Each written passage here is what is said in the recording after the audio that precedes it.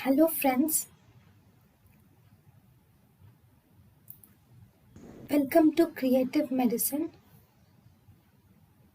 In this lecture, we will learn about Drugs associated clinically or usefully physiologically important positive inotropic effect includes positive inotropic effect is seen in ambrinon, digoxin and dobutamine. Enalapril has no positive inotropic effect. Drug which of the following is a monovalent cation that can reverse the digitalis induced arrhythmia? Potassium can reverse the digitalis induced arrhythmia because potassium will cause hypokalemia. So it can be by supplementing with potassium you can reverse the digitalis induced arrhythmia. Which of the following have been used to prolong life in patients with chronic congestive heart failure but have a negative inotropic effect on cardiac contractility?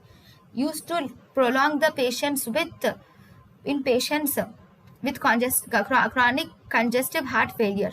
Okay, in the drugs given here, carvedilol and enalapril will prolong the half-life of the chronic congestive heart failure. Negative inotropic effect, this is beta blocker, so we have negative inotropic effect with carvedilol.